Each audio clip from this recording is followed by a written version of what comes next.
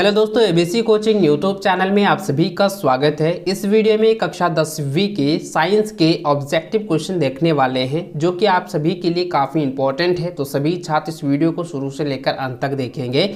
बताए गए हर एक क्वेश्चन को आप अपनी कॉपी में नोट करता जाइए और एग्जाम से पहले इन सभी क्वेश्चन को आप अच्छे से रट लीजिएगा। तो चलिए दोस्तों क्वेश्चन की ओर चलते हैं। तो देखिए दोस्तों, केमिस्ट्री के फर्स्ट चैप्टर का यहाँ पे क्वेश्चन दी गई है, जिसमें पहला क्वेश्चन दिया एक अभिक्रिया है। इसमें ये कह रहा है कि Fe2O3 plus 2Al2O3 plus 2Fe जो है, यानी कि यह किस प्रकार की अभिक्रिया है। तो दोस्तों ध्यान दीजिएगा कि इस अभिक्रिया में जो अभिकर्मक है, अभिकर्मक यानी कि प्रथम तत्व जो है वो विस्थापित हो रहा है। यानी कि देख सकते हैं कि Fe2O3 जो है यह विस्थापित होकर जो है Al3 में, यानी कि ALO जो बन रहा है, यानी कि ऑक्सीजन जो है Al के साथ जो है स्थान को घेर रही है और Fe जो है वो पूरी तरह से विस्थापित हो रहा है, यानी अलग हो रहा है। तो दोस्तों इसका जो सही आंसर होगा वो हो जाएगा विस्थापन अभिक्रिया। इसके बारे में मैंने पहले भी बताया था और आपको परिभाषा भी लिखाया हुआ था। द्विविस्थापन अभिक्रिया किसे कहते हैं, विस्थापन अभिक्रिया किसे कहते हैं, संयोजन अभिक्रिया किसे कहते हैं,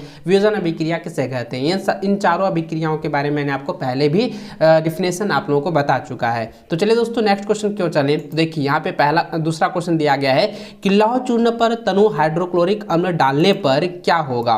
तो यानी दोस्तों अगर लौह चूर्ण पर जो है हाइड्रोक्लोरिक अम्ल अगर डाल दिया जाता है तो वहां पर जो है क्या होने वाला है। तो दोस्तों मैं आपको बता दूं कि अगर लौह चूर्ण जो है तनु हाइड्रोक्लोरिक अम्ल पर डाल दिया जाए तो दोस्तों हाइड्रोजन गैस एवं आयरन क्लोराइड बनता है। तो दोस्तों ऑप्शन नंबर ए इसका सही आंसर होगा।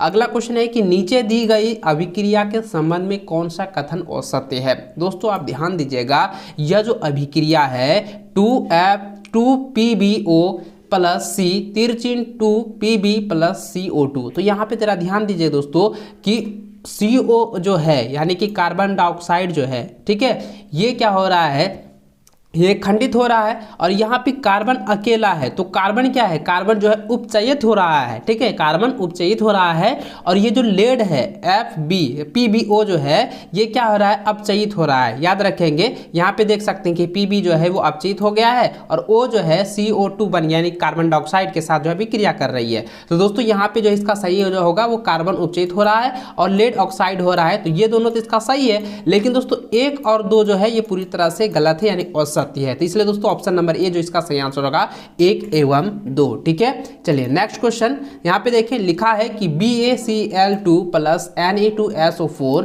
तिरचिन BaSO4 प्लस 2NaCl किस प्रकार की अभिक्रिया है। तो दोस्तों यह जो है द्विविस्थापन अभिक्रिया है। तो कैसे है, तो ध्यान यहाँ पे समझेंगे। देखिए Ba जो है ये SO के साथ जो है यहाँ पे साथ है और Cl2 और Na जो है ये एक साथ है। तो यहाँ पे जरा ध्यान दीजिए, यह जो है एक दूसरे के साथ जो है द्विविस्थापन कर रहा है, यानी कि एक दूसरे के साथ जो है स्थान बदल रहा है, इसलिए ये द्विविस्थापन अभिक्रिया होगी। तो ऑप्शन नंबर आपका डी जो है इसका सही आंसर होगा। याद रखेंगे और इन सभी क्वेश्चन को आप एग्जाम से पहले अच्छे से रट लीजिएगा और आपके एग्जाम में 100% क्वेश्चन पूछे जाएंगे। चलिए नेक्स्ट क्वेश्चन देखें, लिखा है कि अभिक्रिया CaO प्लस H2O, ठीक है, और तीर चिन्ह दिया है CaOH2 किस प्रकार की अभिक्रिया है। तो दोस्तों यह जो है संयोजन अभिक्रिया है। संयोजन का मतलब होता है ये एक अभिक्रिया, यानी कि जो तत्व होते हैं अभिकर्मक होते हैं वो दो तत्व जो है एक साथ मिल जाता है तो वो संयोज हो जाता है, यानी कि मिल जाना। तो यहाँ पे क्या हो रहा है कि CaO और H2O जो है वो मिल चुका है, इसलिए CaO यानी कि कार्बन डाइऑक्साइड, सॉरी ये कैल्शियम जो हो गया, ठीक है, कैल्शियम और हाइड्रोजन जो है ऑक्सीजन हाइड्रोजन जो है ये पूरी तरह से जो है मिल चुका है। तो दोस्तों यहाँ पे CaOH2 बना है, तो इसलिए इसका आंसर हो जाएगा संयोजन अभिक्रिया, ऑप्शन नंबर ए। अगला है समीकरण CaCO3 तिरचिन CaOCO2 किस प्रकार की अभिक्रिया है। तो यह जो है वियोजन अभिक्रिया है। वियोजन का मतलब, संयोजन का मतलब हो गया एक साथ मिलना और वियोजन का मतलब होता है अलग अलग खंड में बांटना। तो यहाँ पे वियोजन हो रहा है यानी खंड में बट रहा है। तो CaO एक साथ हो गया और CO2 एक साथ हो गया, यानी 2 भागों में बटा है। तो ये हो गया वियोजन अभिक्रिया। ठीक है, इसको अच्छे से समझ गए। चलिए नेक्स्ट क्वेश्चन यहाँ पे देखिए, लिखा है कि अभिक्रिया Fe plus CuSO4 तिरचिन FeSO4 plus U किस प्रकार की अभिक्रिया है। यह जो दोस्तों विस्थापन अभिक्रिया है। विस्थापन अभिक्रिया के मैंने के बारे में मैंने पहले भी आपको बता दिया है। चलिए नेक्स्ट क्वेश्चन देखें, 8वां नंबर दिया गया है कि 2H2 प्लस O2 यानी कि हाइड्रोजन ऑक्सीजन के साथ जो है अभिक्रिया करने के बाद 2H2O यानी कि हाइड्रोजन ऑक्साइड किस प्रकार की अभिक्रिया है। तो दोस्तों यहाँ पे दो अभिकर्मक, ठीक है, दो तत्व जो है एक साथ जो है संयोज हो रहा है, यानी संयोजन हो रहा है, मिलकर बना है। तो दोस्तों इसका आंसर हो जाएगा संयोजन अभिक्रिया। संयोजन के बारे में मैंने पहले आपको बताया हुआ है। चलिए इसको अच्छे से आप लोग याद रखेंगे। अगला क्वेश्चन है कि श्वसन कैसी अभिक्रिया है। तो श्वसन जो है एक ऊष्माक्षेपी अभिक्रिया है, याद रखेंगे। अगला है शाक सब्जियों की विघटित होकर कंपोस्ट बनना किस प्रकार की अभिक्रिया है। यह जो है ऊष्माक्षेपी अभिक्रिया है, ठीक है, यानी कि जिससे उष्मा उत्पन्न होती है तो उसे हम उष्माक्षेपी कहते हैं, और जिससे उष्मा अवशोषित होता है उसमें उसे जो हम उष्मा शोषी कहते हैं, याद रखेंगे। उष्मा अगर उत्पन्न हो रहा है, ऊर्जा उत्पन्न हो रही है तो वो उष्मा क्षेपी होगा। अगर ऊर्जा उसमें अवशोषण होता है तो आप उष्मा शोषी कहेंगे, ठीक है, याद रखेंगे। अगला क्वेश्चन देखिए, 11 नंबर यहाँ पे दिया गया है कि शरीर में भोजन का पाचन किस प्रकार का अभिक्रिया है। तो यह जो है उपचयन अभिक्रिया है।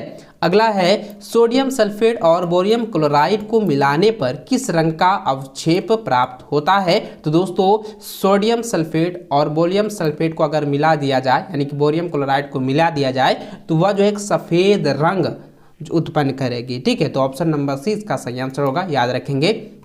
अगला है अभिक्रिया ZnO plus C तिरचिन Zn plus CO में किसका उपचयन होता है। तो दोस्तों यहाँ पे कार्बन जो है ये अकेला बंदा है ना, तो कार्बन के साथ जो है यहाँ पे उपचयन हो रहा है, तो ये ऑप्शन नंबर 20 का सही आंसर होगा, कार्बन। अगला है अभिक्रिया CuO plus H2 तिरचिन Cu plus H2O में किसका उपचयन है। तो दोस्तों मैंने बताया यहाँ पे अकेला क्या है, यहाँ पे अकेला बंदा जो है हाइड्रोजन है, इसलिए हाइड्रोजन के साथ जो है यहाँ पे उपचयन हो रहा है, तो ऑप्शन नंबर 20 का सही आंसर होगा। अगला है इनमें कौन सी अभिक्रिया नहीं है। तो दोस्तों यहाँ पे जरा ध्यान दीजिए, option number D ZnSO4 plus Cu ये जो है अभिक्रिया नहीं होगी, इसके साथ अभिक्रिया होगा ही नहीं, ठीक है, याद रखेंगे। ऑप्शन नंबर डी इसका याद रखेंगे, और ये जो समीकरण आप लोगों को ये रख लेनी है। अगला क्वेश्चन है कि निम्न में से कौन उपचायक है। तो उपचायक है तो H2S ये क्या है, अपचायक है। ऑप्शन नंबर आपका डी सही आंसर होगा। अगला क्वेश्चन है कि दीवारों पर सफेदी करने के लिए किसका उपयोग किया जाता है। तो दोस्तों आप लोगों को पता है कि दीवारों में सफेदी करने के लिए हम लोग चूना का उपयोग करते हैं, तो चूना का फॉर्मूला आप लोगों को पता है, ठीक है, रासायनिक सूत्र आपको पता है CaOH2, तो CaOH2 यहाँ पे है, तो ऑप्शन नंबर ये हो जाएगा, ठीक है, याद रखेंगे। अगला है निम्न में से कौन सा उत्पाद लेड नाइट्रेट को गर्म करने पर प्राप्त होता है। तो दोस्तों इसका जो आंसर होगा ना ये काफ़ी VBI है, NO2 और O2, यानी कि ऑप्शन नंबर डी इसका सही आंसर होगा, ठीक है, ऑप्शन नंबर डी राइट है, इसको अच्छे से याद रखेंगे। अगला है चिप्स की थैली में कौन सी गैस भरी रहती है। तो याद है सभी को पता है कि नाइट्रोजन गैस भरी रहती है, क्योंकि नाइट्रोजन गैस ऐसा है जो कि किसी भी खाद्य पदार्थ को जो है ज़्यादा दिन तक जो है रख सकती है, सुरक्षित रखा जाता है नाइट्रोजन के माध्यम से, इसलिए दोस्तों ऑप्शन नंबर 20 का सही आंसर होगा, ठीक है, याद रखेंगे। चिप्स की थैली में नाइट्रोजन गैस होती है।